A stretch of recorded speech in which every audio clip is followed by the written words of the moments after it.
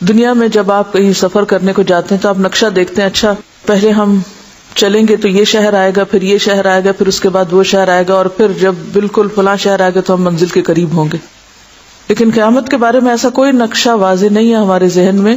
ہم آنکھیں بند کر کے اس سفر کو اختیار کرنے والے.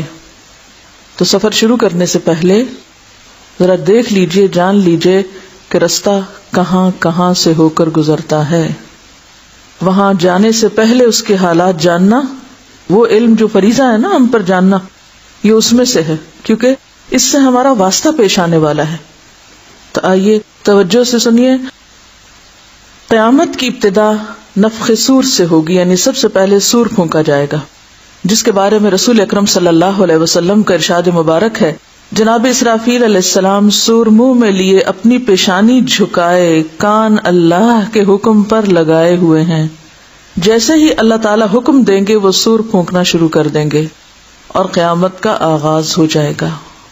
کیسے بیٹھے ہیں؟ کان لگائے، سر جھکائے. تو اسرافیل علیہ السلام ہر وقت الرٹ بیٹھے ہیں کہ اشارہ ہو تو میں فوراً کام شروع کر دوں. ذرے برابر بھی وقت نہیں لگائیں گے حکم کی تعمیل میں.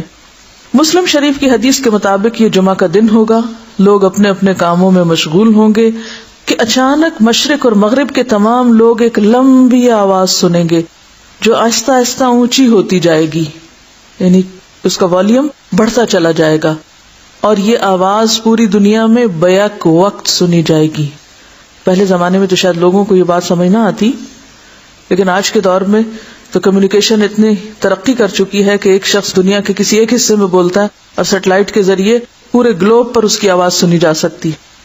بہرحال قیامت بھی اچانک آئے گی، آواز اس طرح اٹھے گی کہ مشرق اور مغرب میں بیک وقت سنی جائے گی اور آہستہ سے تیز ہوتی جائے گی. ایسی آواز پہلے کبھی کسی نے سنی ہی نہ ہوگی. اس آواز کی ہولناکی اور سختی کی وجہ سے لوگوں میں اضطراب اور بے چینی پھیلنی شروع ہو جائے گی. جب سور کی آواز بجلی کی کڑک کی طرح شدت اختیار کر جائے گی تب لوگ مرنا شروع ہو جائیں گے، کیونکہ انسان ایک خاص لیول سے اونچی آواز سن ہی نہیں سکتے، موت واقع ہو جاتی انسان کی. جو آدمی جہاں ہوگا وہیں گر پڑے گا، جہاں ہوگا وہیں گر پڑے گا. جیسے جیسے سورہ اسرافیل بلند ہوتی چلی جائے گی ویسے ویسے نظام کائنات درہم برہم ہونا شروع ہو جائے گا. صرف زمین نہیں، باقی ستاروں، سیاروں، گیلیکسیز، سٹارز، ان سب تک یہ آواز جائے گی اور سب کا نظام درہم برہم ہوگا. زمین آندھی میں ہچکولے کھانے والی قندیل کی طرح زلزلوں کی زد میں آ جائے گی. جیسے چراغ جلتا ہے نا تو اس کا جو شعلہ ہوتا ہے، ہوا چلے تو شعلے کو کیا ہوتا ہے؟ خوب ہلتا ہے. تو زمین بھی اس طرح ہچکولے کھائے گی، پوری زمین.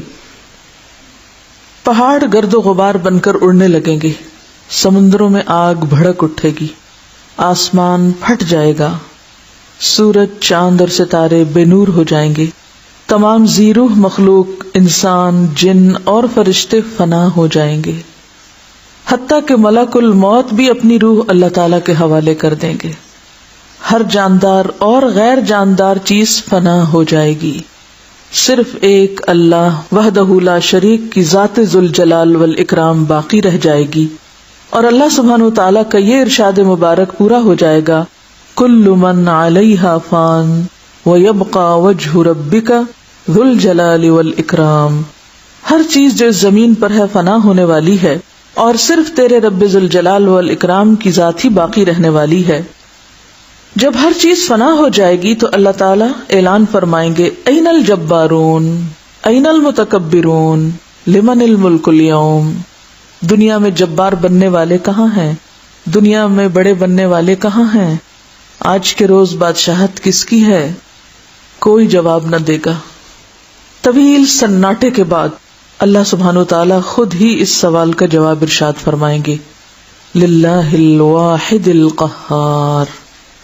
یہی معنی ہے واحد کا کہ صرف وہ باقی ہوگا، باقی سب فنا ہو چکے ہوں گے.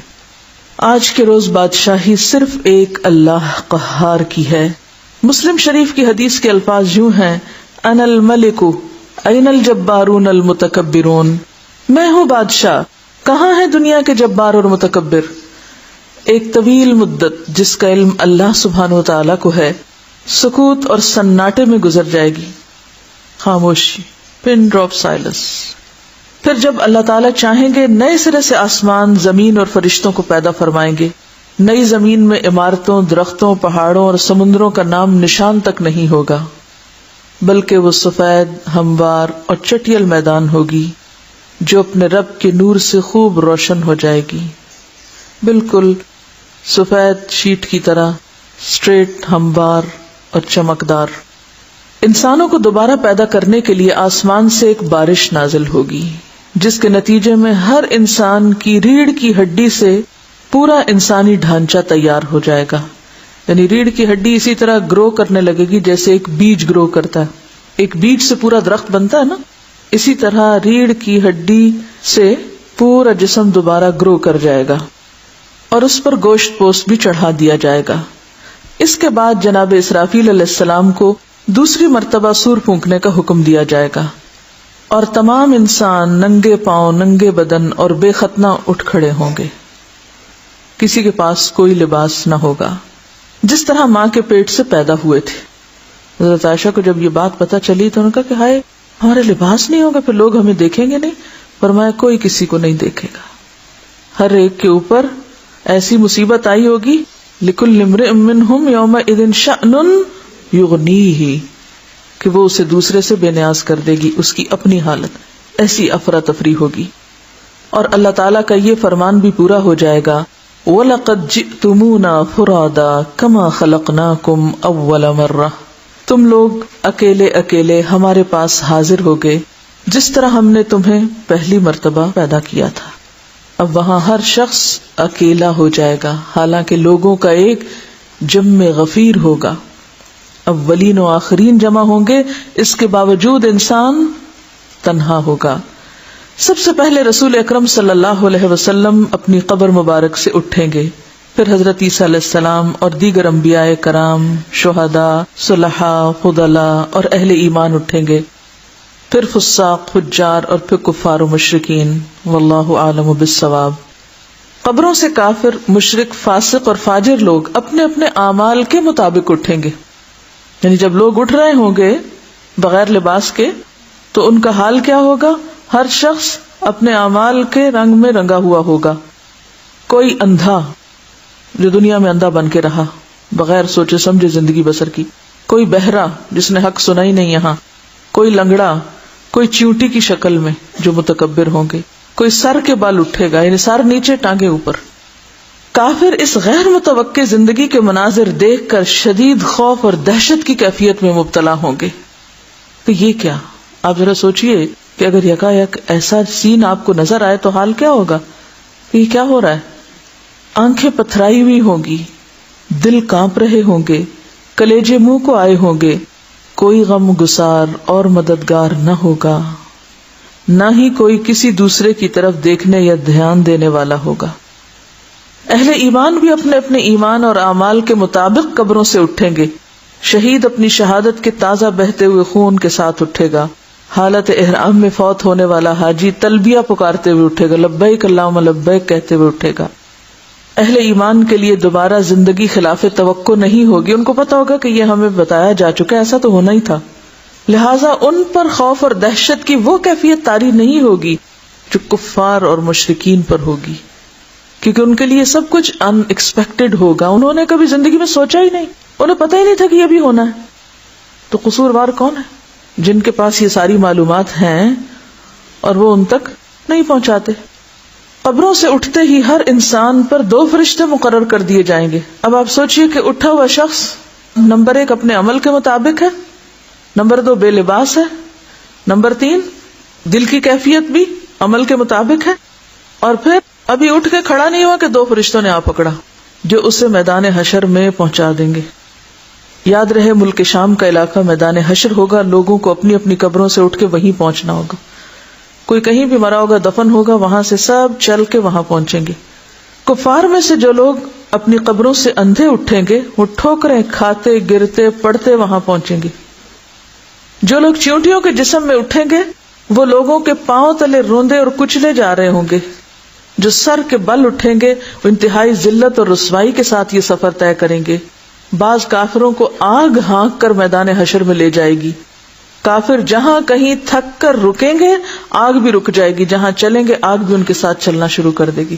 اب آپ خود سوچیں کہ آپ چل رہے ہوں اور پیچھے سے ایسی کوئی بلا آ رہی ہو تو کیسے رک سکتے ہیں؟ اہل ایمان بھی اپنے اپنے عقائد اور اعمال کے مطابق حشر میں پہنچیں گے. بعض لوگ پیدل پہنچیں گے, چل چل کے پیدل پہنچیں گے. بعض لوگ اونٹوں پہ سوار ہوں گے, کسی اونٹ پر ایک, کسی پہ دو, کسی پہ چار, حتیٰ کہ 10 آدمی بھی ایک اونٹ پہ سوار ہوں گے. ساری مخلوق چپ چاپ دم سادے ایک ہی ڈائریکشن پہ جا رہی ہوگی. کسی کو اونچی سانس لینے کی مجال نہ ہوگی کہ وہ ہا کر کے اپنے اندر کا غبار ہی نکال سکے. نہیں, اتنا خوف ہوگا. ہر آدمی کو احساس ہوگا کہ آج امتحان زندگی کا نتیجہ نکلنے والا ہے, آج میرا رزلٹ میرے سامنے آ رہا ہے, جو کچھ میں اب تک کرتا رہا.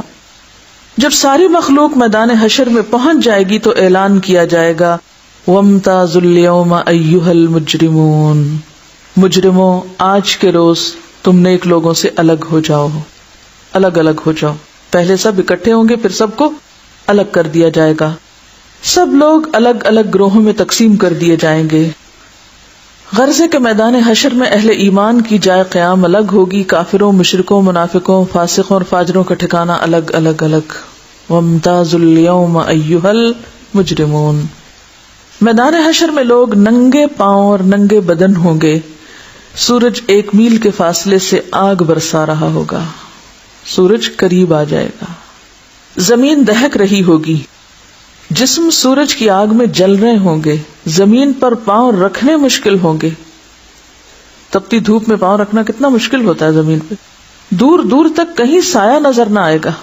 لوگ اپنے اپنے عقائد اور اعمال کے مطابق پسینے میں شرابور ہوں گے. کسی کو ٹخنوں تک, کسی کو پنڈلی تک, کسی کو گھٹنوں تک, کسی کو زانوں تک, کسی کو کمر تک پسینہ آیا ہوگا. کوئی سینہ اور گردن تک پسینے میں ڈوبا ہوگا, سینے اور گردن تک پسینے میں. کفار اور مشرکین کو منہ میں پسینے کی لگام آئی ہوگی, یعنی منہ تک آ رہا ہوگا. بعض پسینے میں ڈبکیاں کھا رہے ہوں گے. بھوک اور پیاس کی شدت سے لوگوں کا برا حال ہوگا. بھوک, پیاس اور گرمی کی شدت کی حالت میں لوگ 50,000 سال تک کھڑے رہیں گے.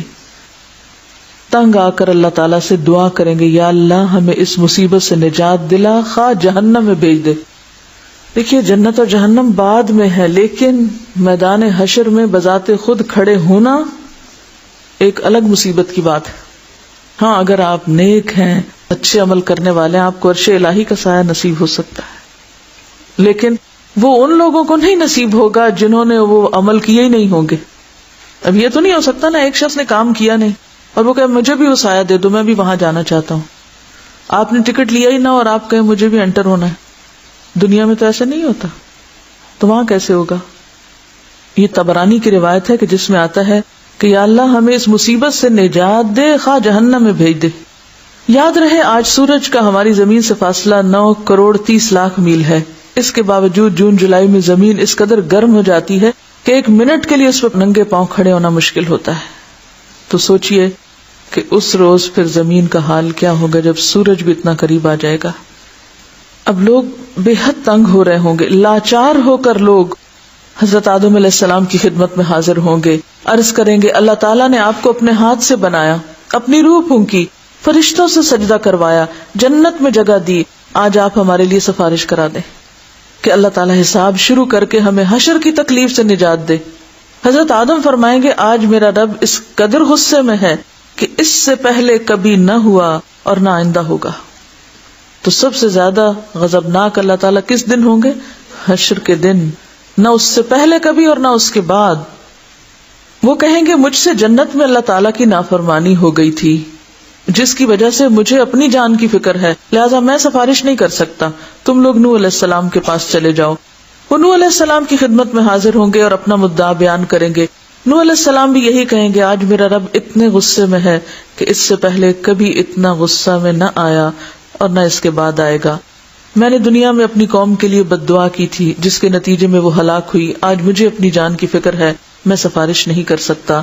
تم ابراہیم خلیل اللہ کے پاس چلے جاؤ، وہ سفارش کریں گے۔ لوگ ابراہیم علیہ السلام کی خدمت میں حاضر ہوں گے اور عرض کریں گے آپ اللہ کے نبی اور اس کے خلیل ہیں، اپنے رب کے حضور ہماری سفارش کرا دیں۔ آپ دیکھ رہے ہیں ہماری کیا حالت ہو رہی ہے۔ ابراہیم علیہ السلام بھی وہی بات فرمائیں گے جو حضرت آدم علیہ السلام اور نوح علیہ السلام نے کہی تھی کہ آج میرا رب اس قدر ناراض ہے، اس سے پہلے کبھی اتنا ناراض نہیں ہوا اور نہ اس کے بعد ہوگا۔ میں نے دنیا میں 3 جھوٹ بولے تھے جس کی وجہ سے آج مجھے اپنی جان کی فکر ہے، کہیں اللہ تعالیٰ باز پرس نہ کر لیں، لہٰذا تم لوگ موسیٰ علیہ السلام کے پاس چلے جاؤ۔ لوگ موسیٰ علیہ السلام کی خدمت میں حاضر ہوں گے اور عرض کریں گے اللہ تعالیٰ نے آپ سے ہم کلام ہو کر سارے لوگوں پر آپ کو فضیلت دی، آپ دیکھ رہے ہیں ہماری کیا حالت ہو رہی ہے، آپ اپنے رب کے حضور ہماری سفارش کر دیں۔ موسیٰ علیہ السلام فرمائیں گے آج تو میرا رب اس قدر غصے میں ہے کہ اس سے پہلے کبھی ہوا نہ بعد میں ہوگا۔ میں نے دنیا میں ایک آدمی کو قتل کر دیا تھا جس کی وجہ سے مجھے اپنی جان کی فکر ہے، لہٰذا میں سفارش نہیں کر سکتا، تم لوگ عیسیٰ علیہ السلام کے پاس چلے جاؤ۔ لوگ عیسیٰ علیہ السلام کے پاس حاضر ہوں گے اور عرض کریں گے آپ اللہ کے رسول اور اس کا فرمان ہے اور اللہ کی روح ہیں، آپ دیکھ رہے ہیں ہماری کیا حالت ہو رہی ہے، اپنے رب سے ہمارے لیے سفارش کر دیں۔ عیسیٰ علیہ السلام بھی وہی جواب دیں گے آج میرا رب اس قدر غصے میں ہے کہ اس سے پہلے کبھی ہوا نہ آئندہ ہوگا، تم لوگ محمد صلی اللہ علیہ وسلم کے پاس چلے جاؤ، وہ تمہاری سفارش کریں گے۔ لوگ سید الانبیاء رحمت للعالمین شفیع المذنبین کی خدمت میں حاضر ہوں گے اور عرض کریں گے آپ اللہ کے رسول اور خاتم الانبیاء ہیں، اللہ نے آپ کے اگلے پچھلے سارے گناہ معاف کر دیے، آپ دیکھ رہے ہیں ہماری کیا حالت ہو رہی ہے، اپنے رب کے حضور سفارش کیجیے کہ وہ ہمارے حساب کتاب کا آغاز فرمائے۔ رسول رحمت فرمائیں گے ہاں آج کے روز سفارش کے لائق میں ہی ہوں۔ چنانچہ آپ صلی اللہ علیہ وسلم کو میدان حشر سے شفاعت کے بلند ترین مقام محمود پر پہنچا دیا جائے گا۔ شفاعت کے لیے آپ کہاں تشریف لے جائیں گے؟ مقام محمود، جو جنت میں عرش الہی کے نیچے ہوگا۔ وہاں پہنچ کر آپ صلی اللہ علیہ وسلم اپنے رب کے حضور سجدے میں گر پڑیں گے اور اللہ تعالیٰ کی حمد و ثنا کریں گے۔ پھر جب اللہ تعالیٰ کا غصہ کم ہوگا تو اللہ تعالیٰ ارشاد فرمائیں گے اے محمد سر اٹھاؤ اور سوال کرو دیے جاؤ گے، سفارش کرو قبول کی جائے گی، یہی شفاعت کبریٰ ہوگی، یہی شفاعت کبریٰ ہے۔ شفاعت کبریٰ کی منظوری کے بعد رسول اکرم صلی اللہ علیہ وسلم مقام محمود سے میدان حشر میں واپس تشریف لائیں گے، یعنی اس مقام محمود سے پھر میدان حشر میں آئیں گے۔ اس کے بعد حق تعالیٰ فرشتوں کی معیت میں میدان حشر میں نزول اجلال فرمائیں گے۔ اس کا ذکر قرآن میں کہاں آتا ہے؟ وَجَاءَ رَبُّكَ وَالْمَلَكُ صَفًّا صَفًّا، 8 فرشتوں نے اللہ تعالیٰ کا عرش تھام رکھا ہوگا، عدالت الہی قائم ہو جائے گی، ملائکہ، انبیاء، اولیاء اور صلحاء کو بطور گواہ طلب کیا جائے گا۔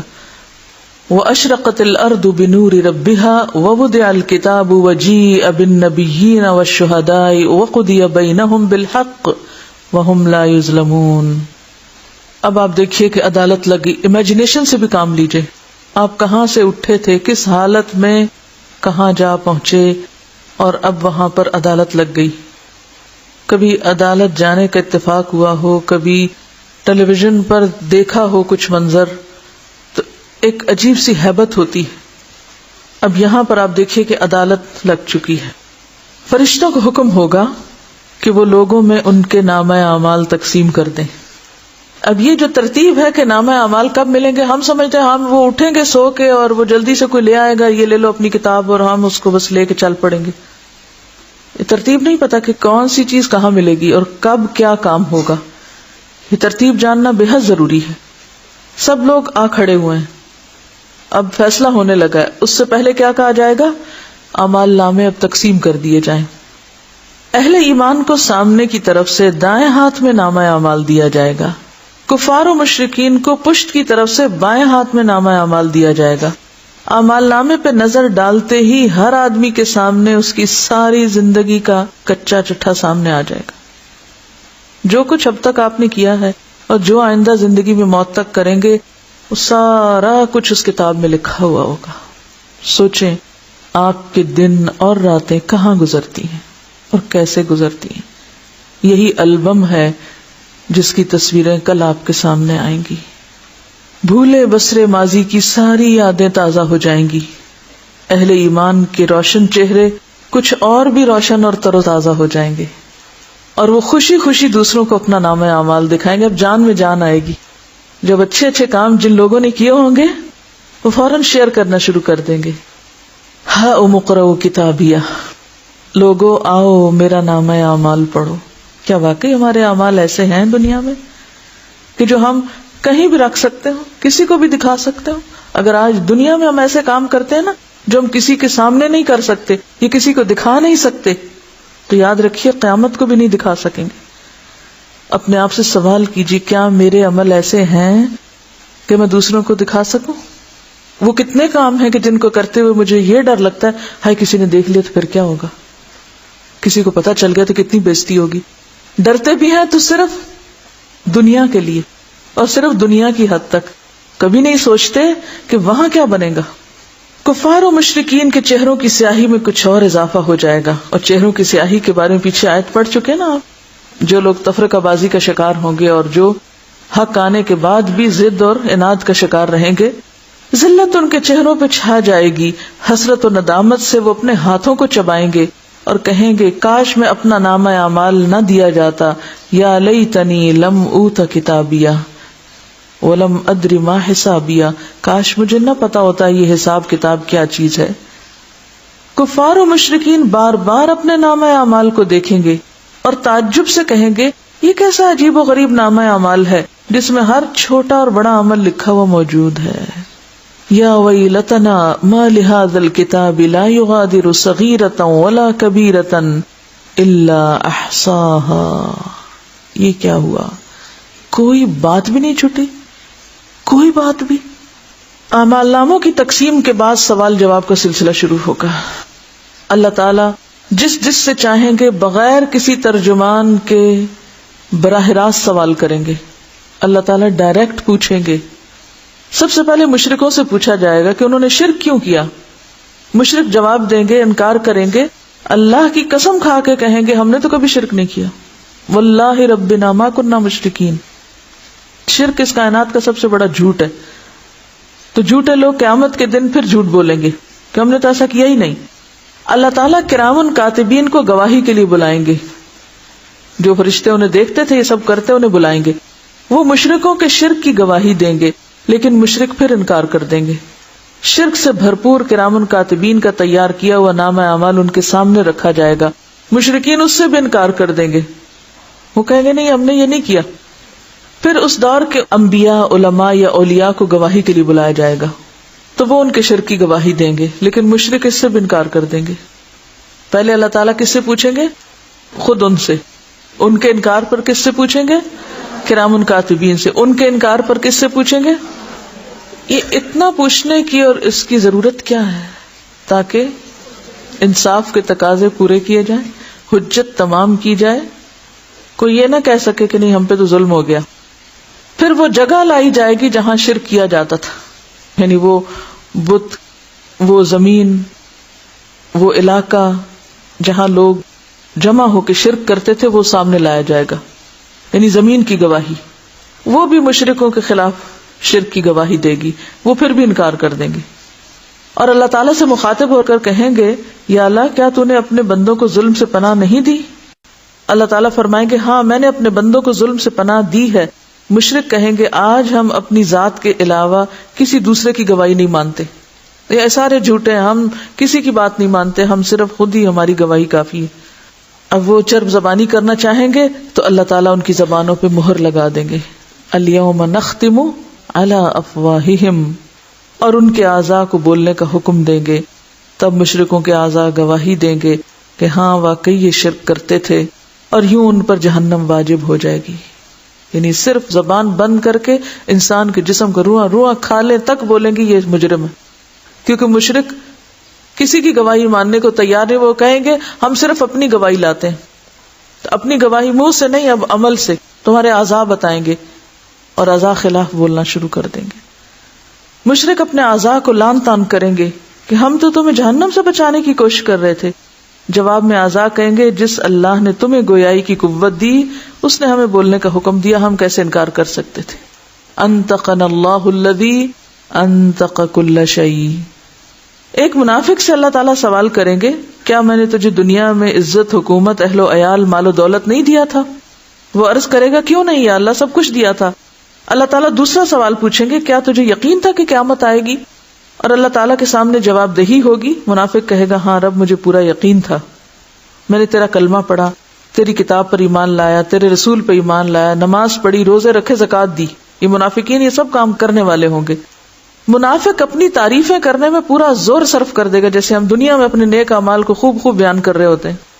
اللہ تعالیٰ ارشاد فرمائیں گے اچھا ذرا ٹھہرو، تم اپنی خوب صفائی بیان کر چکے، تعریفیں کر چکے، ذرا ٹھہر جاؤ، ہم کچھ اور گواہ لاتے ہیں۔ منافق اپنے دل میں سوچے گا میں نے تو مسلمانوں کے ساتھ مل کر نماز روزہ کیا، آج میرے خلاف کون گواہی دے گا؟ کسی کو نہیں پتا چلنے دیا میں نے کہ میں کون تھا، میں نے تو کسی کو پتہ ہی نہیں چلنے دیا، میرے خلاف کون؟ اللہ تعالیٰ اس کے منہ پہ مہر لگا دیں گے اور اس کی ران کو بولنے کا حکم دیں گے، یعنی ٹانگ کو کہیں گے بولو۔ چنانچہ اس کی ران، اس کے بدن کا گوشت، اس کے بدن کی ہڈیاں اور اس کے جسم کا رواں رواں اس کی منافقت کی گواہی دے گا۔ اہل ایمان سے سوال و جواب کا انداز مختلف ہوگا۔ ایک مومن آدمی کو اللہ تعالیٰ اپنے قریب بلا کر اس پر اپنا دامن رحمت ڈال دیں گے اور سوال کریں گے تو نے فلاں گناہ کیا تھا؟ یعنی ایک شخص ہے، ایمان والا ہے، لیکن انسان ہونے کے ناطے کیا ہوتا ہے، اسے غلطیاں ہوتی ہیں نا۔ ایک شخص ٹوٹ کے اللہ کو چاہتا ہے، قربانی کرتا ہے، مال کی، وقت کی، جان کی، ہر چیز کی، اس کے باوجود بھی غلطی ہوتی ہے نا، ہوتی کہ نہیں ہوتی؟ ہوتی ہے۔ اب ایسے وفادار لوگ جو دل کے بھی سچے تھے، عمل کے بھی کھرے تھے، لیکن انسان تھے، ان سے جو غلطیاں ہوئیں اب ان کا حساب ہو رہا ہے۔ اللہ تعالیٰ قریب کریں گے، رحمت کا پردہ ڈالیں گے، پوچھیں گے یہ گناہ کیا تھا؟ کہے گا یا اللہ کیا تھا، سچ بولے گا نا۔ آج آپ دیکھیں ہم میں سچ بولنے کی کتنی جرت ہے، اپنی غلطی کا اعتراف کرنے کی ہے۔ یہ وہ اہل ایمان ہوں گے جو دنیا میں بھی اپنی غلطی مان جاتے ہیں، ہاں میری غلطی ہے، وہ وہاں بھی مان جائیں گے ہم نے غلطی کی۔ لیکن منافق تو نہیں مانیں گے، جو آج نہیں مانتا اپنی غلطی وہ کل کیسے مانے گا؟ سوچئے ذرا، کیونکہ وہ جو کل ہے نا وہ آج کا دوسرا رخ ہے۔ جو رویے آج اس دنیا میں آپ کے ہوں گے کل قیامت کے دن بھی وہی رویے ہوں گے۔ جھوٹے وہاں بھی جھوٹ بولیں گے، دھوکہ باز وہاں بھی دھوکہ دیں گے، اور سچے لوگ وہاں بھی سچ بولیں گے، چاہے انہیں اپنی غلطی کا اعتراف ہی کیوں نہ کرنا پڑے۔ وہ کہیں گے اللہ کی تھی غلطی، یہ تو ہے میری غلطی، مانیں گے۔ ہمیں سوچنا چاہیے ہم اپنی کتنی غلطیاں مانتے ہیں، اور یہی اعتراف تو اللہ کو پسند ہے، لہذا ان کی غلطیوں کے باوجود بھی پھر ان سے معاملہ مختلف ہوگا۔ اللہ تعالیٰ سوال کریں گے تو نے فلاں گناہ کیا تھا، تو نے فلاں گناہ کیا تھا؟ مومن عرض کرے گا یا اللہ ہاں کیا تھا۔ اللہ تعالیٰ اس کے ایک ایک گناہ کے بارے میں سوال کریں گے اور وہ اقرار کرتا چلا جائے گا اور سوچے گا اب تو ضرور ہلاک ہوا، اب تو شامت آئی، اب تو نہیں میری چھوٹ ہوگی، میں تو اتنا گناہ گار ہوں۔ آخر میں اللہ تعالیٰ ارشاد فرمائیں گے میں نے تیرے گناہوں پہ دنیا میں بھی پردہ ڈالا تھا، آج بھی ڈال رہا ہوں، اور اسے جنت میں بھیج دیا جائے گا۔ یہ مخلص لوگوں کا حال ہوگا، سچے لوگوں کا۔ افراد کے علاوہ انبیاء اور رسل کی تکذیب کرنے والی اقوام سے بھی سوال کیا جائے گا، یعنی انڈیویجولی بھی سوال ہوگا اور کلیکٹیولی بھی۔ قوم نوح سے سوال ہوگا تم نے پیغمبر کی تکذیب کیوں کی، کیوں پیغمبر کو جھٹلایا؟ وہ حضرت نوح علیہ السلام اور ان کی دعوت کا انکار کریں گے، کہیں گے نہیں ہمیں تو کسی نے کچھ نہیں بتایا۔ اللہ تعالیٰ نوح علیہ السلام سے فرمائیں گے نوح اپنے حق میں کوئی گواہ لاؤ۔ حضرت نوح علیہ السلام عرض کریں گے میری گواہ امت محمدیہ ہے۔ سورۃ الحج کے آخر میں آتا ہے لِيَكُونَ الرَّسُولُ شَهِيدًا عَلَيْكُمْ وَتَكُونُوا شُهَدَاءَ عَلَى النَّاسِ، رسول نے آپ کو پہنچا دیا اور آپ کو آگے پہنچانا ہے، اور قیامت کے دن بھی آپ کی گواہی لی جائے گی۔ چنانچہ امت محمدیہ کے علماء، اولیاء، صلحاء حاضر کیے جائیں گے اور وہ گواہی دیں گے ہاں نوح علیہ السلام پیغمبر بنا کے بھیجے گئے اور انہوں نے 950 سال تک حق رسالت ادا کیا۔ قوم نوح کہے گی تم تو ہمارے زمانے میں موجود ہی نہیں تھے، یعنی آپ سے کیا کہے گی قوم نوح، تم تو ہمارے وقت میں تھے ہی نہیں، تم تو بعد میں آئے، تم یہ گواہی کیسے دے رہے ہو؟ اس پر رسول اکرم صلی اللہ علیہ وسلم کو لایا جائے گا اور وہ اپنی امت کی صداقت کی گواہی دیں گے کہ میری امت نے قرآن مجید کی روح سے بالکل سچی گواہی دی۔ مجھے اور آپ کو کہاں سے پتا چلا کہ نوح علیہ السلام نے اپنی قوم کو پیغام پہنچایا تھا؟ قرآن سے نا، اور اگر قرآن پڑھا ہی نہ ہو تو کیا گواہی دیں گے جس کو پتہ ہی نہ ہو کہ ایسا بھی ہو چکا۔ رسول اکرم صلی اللہ علیہ وسلم کی اس گواہی کے بعد قوم نوح لاجواب ہو جائے گی اور مجرم قرار پا کر جہنم میں ڈال دی جائے گی۔ ایسا ہی معاملہ قوم ہود، قوم صالح، قوم شعیب، قوم لوط اور دوسرے انبیاء کی اقوام کے ساتھ ہوگا۔ وَتَرَى كُلُّ أُمَّةٍ جَاثِيَةً، پھر اکٹھے کے اکٹھے پھینکے جائیں گے۔ جرم ثابت ہونے کے بعد کافر بارگاہ الہی میں درخواست کریں گے، اے ہمارے رب، ہم نے سب کچھ دیکھ اور سن لیا، بس ایک دفعہ ہمیں دنیا میں واپس بھیج دے، ہم ضرور نیک عمل کریں گے۔ اب ہمیں بالکل یقین آ گیا کہ یہ دن سچا ہے، اب ایک چانس ہمیں اور دے دیا جائے۔ ارشاد ہوگا، یہ ممکن نہیں، اب تو تمہیں اپنے کرتوتوں کا ہمیشہ ہمیشہ کے لیے مزہ چکھنا ہوگا۔ دنیا میں ایک طالب علم فیل بھی ہو جائے تو اسے دوبارہ چانس مل جاتا ہے اور واپسی کا کوئی چانس نہیں۔ ارشاد ہوگا، یہ ممکن نہیں۔ کفار دوسری درخواست کریں گے، یا اللہ، ہماری گمراہی کے ذمہ دار ہمارے پیشوا اور لیڈر ہیں، انہیں ہماری نسبت سے دگنا عذاب دیا جائے کیونکہ انہوں نے ہمیں بھٹکایا۔ آج بھی آپ دیکھیں نا کہ لیڈرز جو غلط سلط سیدھا الٹا بتاتے ہیں، لوگ بغیر سوچے سمجھے، بغیر کسی دلیل کے، آنکھیں بند کر کے اندھے بہرے لوگوں کی طرح ان کے پیچھے چلتے ہیں۔ بڑے بڑے لوگ جو دنیاوی اعتبار سے انتہائی عقل مند، لیکن جب دین کا معاملہ آتا ہے تو کسی سے کوئی دلیل نہیں مانگتے، آنکھیں بند کر کے دوسروں کے پیچھے چلتے ہیں۔ ارشاد ہوگا، تمہارا یہ عذر بھی قابل سماعت نہیں۔ گمراہ ہونے والوں کو گمراہ ہونے کا عذاب دیا جائے گا اور گمراہ کرنے والوں کو گمراہ کرنے کا عذاب دیا جائے گا۔ اپنی اپنی جگہ تم دونوں ہی مجرم ہو، دونوں کو اپنے اپنے کیے کی سزا ملے گی۔ حشر میں اس قسم کے سوال و جواب کے علاوہ دیگر اعمال کا حساب کتاب بھی ہوگا۔ حقوق اللہ میں نماز کا حساب سب سے پہلے ہوگا۔ جو آدمی نماز کے حساب میں کامیاب رہا وہ انشاءاللہ باقی اعمال میں بھی کامیاب رہے گا، جو نماز کے حساب میں ناکام رہا باقی اعمال میں بھی ناکام رہے گا، کیونکہ ارشاد نبی کیا، نماز جنت کی کنجی ہے۔ حقوق العباد میں سب سے پہلے قتل، اس کے بعد دوسرے اعمال۔ مقتول کو قاتل سے، مظلوم کو ظالم سے، مجبور کو جابر سے حق دلوایا جائے گا۔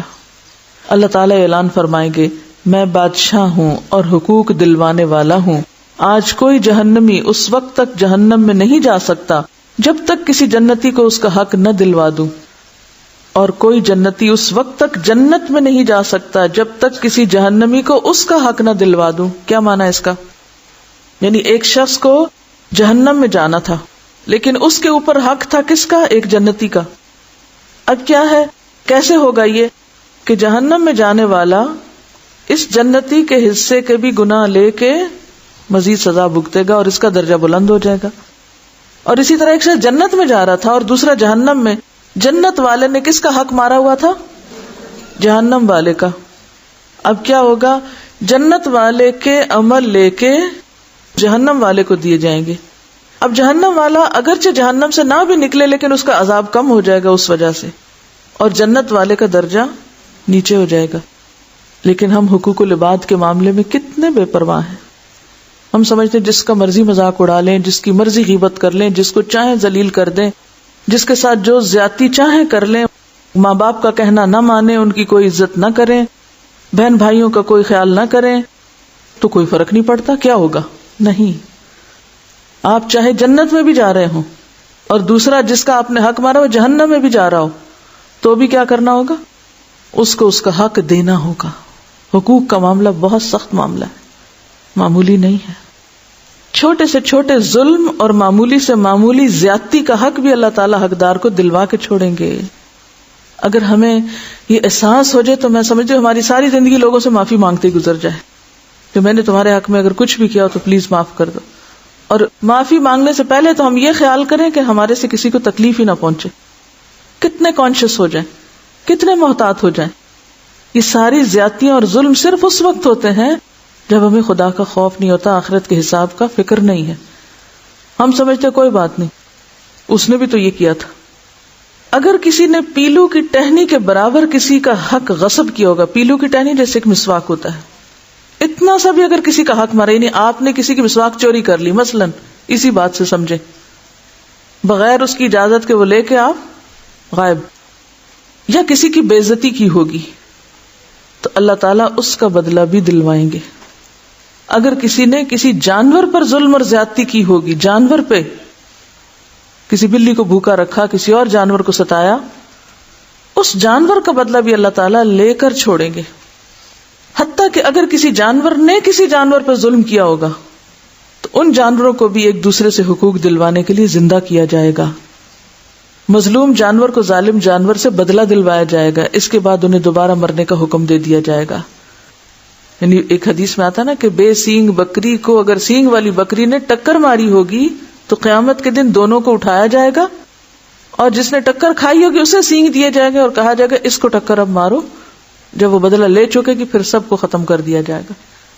اس سے آپ اندازہ لگا سکتے ہیں کہ حقوق کا معاملہ کتنا نازک ہے, کتنا نازک ہے. یہ کیسے ہو سکتا ہے کہ ہم دوسروں پہ ظلم و ستم کر کے ان کے حق مار کے عزم کر جائیں اور کوئی پوچھ گچھ نہ ہو.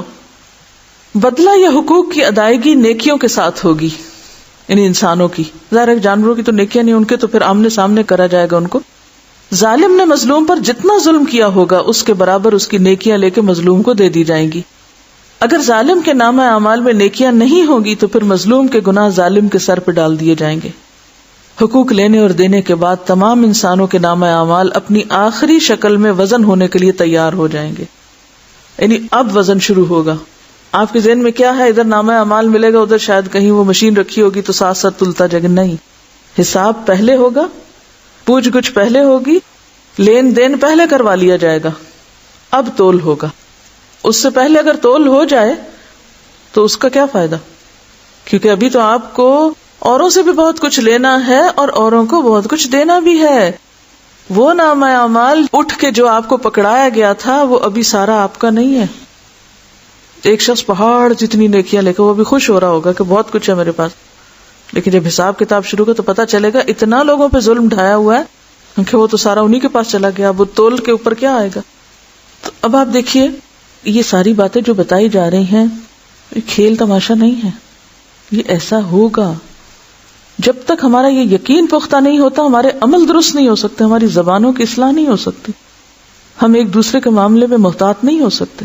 کیونکہ دنیا میں کیا, جس کی لاٹھی اس کی بھینس, جو ذرا طاقتور ہے, جس کے پاس زیادہ زور ہے وہ دوسرے کو دبانے کی کوشش کرتا ہے, دوسرے کا حق مارنے کی کوشش کرتا ہے. قیامت کے دن حساب بڑا باریک ہے. حقوق لینے اور دینے کے بعد تمام انسانوں کے نامہ اعمال اپنی آخری شکل میں وزن ہونے کے لیے تیار ہو جائیں گے اور اتمام حجت کے لیے میزان قائم کیا جائے گا. میزان میں جن لوگوں کی نیکیوں کا پلڑا بھاری ہوگا وہی کامیاب قرار پائیں گے اور جنت میں جائیں گے. جن کی برائیوں کے پلڑے بھاری ہوں گے وہ سب جہنم میں جائیں گے. بعض لوگوں کے میزان میں ایک نیکی کی زیادتی یا ایک نیکی کی کمی ان کے جنتی یا جہنمی ہونے کا فیصلہ کرے گی. وہ ایک ظلم, ایک گالی جو کسی کو دی تھی, آج نیکیاں ہیں لیکن وہ اس کو مل گئی لہذا اپنی طرف کمی ہو گئی. اور دنیا میں ہم کتنا بے دریغ زبانیں کھولے ہوئے ہیں, جس کو جو چاہیں کہہ دیں, جس کے ساتھ جیسا چاہیں معاملہ کریں. اور کہا جاتا ہے کہ ہر شخص کے اعمال تلنے پر ایک فرشتہ اعلان کرے گا, فلاں بن فلاں کامیاب ہوا یا فلاں بن فلاں ناکام ہوا. پورے میدان میں اناؤنسمنٹ ہوگی, آپ کا نام لیا جائے گا اور نام لے کے بتایا جائے گا فلاں کامیاب ہو گیا. اب یہ سب کے ریزلٹ سن رہے ہوں گے لوگ. اب آپ دیکھیں دنیا کی مشہور ترین شخصیتیں جن کو زمانہ جانتا ہے, جب قیامت کے دن ان کا نام لے کے بتایا جائے گا کہ وہ ناکام ہو گئے تو شرمندگی کا عالم کیا ہوگا. کبھی سوچا ہم نے؟ دنیا میں چند لوگوں میں اگر کوئی ہمارا نام پکار کے ہمیں بتا دینا کہ تمہارا فلاں نقصان ہو گیا تو ہم کہتے ہیں کیوں میری بےزتی کرائی, سب کے سامنے کیوں بتایا گیا. دنیا میں اگر کوئی نقصان ہو جائے, کمی ہو جائے تو لوگ عام طور پہ مینشن نہیں کرتے اس کو, کسی کو پتہ نہ چلے, اس سے بےزتی ہوتی. لیکن وہاں تو سب کے سامنے کھل جائے گا معاملہ. لوگوں کے نامہ اعمال کا وزن ان کے ایمان اور عقیدے کے مطابق ہوگا, وہ نیتیں اور وہ سب بھی بیچ میں شامل ہوں گی. کفار, مشرکین, مرتدین اور منافقین کے ڈھیروں نیک اعمال کا وزن ذرہ برابر بھی نہیں نکلے گا. لا نقیم لہم یوم القیامت وزنا, عالی شان اعمال, اتنا وزن نہیں. کیوں؟ اللہ کے لیے نہیں کیے تھے وہ کام, تو دنیا میں تعریف کے لیے یا ویسے ہی شوق میں کیے. جبکہ ایک مومن آدمی کے نامہ اعمال میں 99 رجسٹر گناہوں سے بھرے ہوئے ہوں گے. اللہ تعالیٰ کے سوال کے جواب میں وہ اپنے گناہوں کو اعتراف کرے گا. اللہ تعالیٰ فرمائیں گے کہ اس کے اعمال میزان میں تولے جائیں. نیکیوں کے پلڑے میں ایک چھوٹا سا کاغذ رکھ دیا جائے گا جس پر کلمہ توحید ہوگا. وہی کلمہ توحید اس کے گناہوں سے بھرے 99 رجسٹروں پہ بھاری ہو جائے گا اور وہ جنت میں چلا جائے گا. اب اس حدیث سے بعض لوگ کیا سمجھتے ہیں وہ جو کلمہ ہم نے پڑھ لیا ہے وہ کافی ہے اور وہ باقی حساب کتاب کے مرحلوں کو بھول جاتے ہیں. یہ اس لیے کہا گیا ہے کہ ایک شخص جس نے کلمہ پڑھا اور ساتھ ہی اس کی موت آ گئی، اب ساری زندگی مثلا 90 سال وہ جیا کفر کی حالت میں، مرنے سے پہلے کلمہ نصیب ہو گیا، اب وہ 99 رجسٹر تو اس کے بھرے میں کس سے؟ ایسے لوگ ہیں نا تاریخ میں، یا ایسے بہت سے لوگ ہوتے ہیں کہ ادھر لا الہ الا اللہ پڑھی اور ادھر دنیا سے چلے گئے.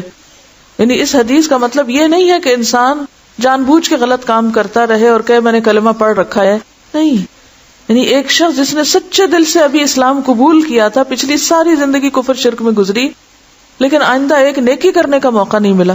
وہ ایک صحابی کے بارے میں آتا نا، انہوں نے کلمہ پڑھا اور فوراً وہ شہید ہو گئے. اب قیامت کے دن کیا ہوگا؟ وہ ایک کلمہ کس پہ بھاری ہوگا؟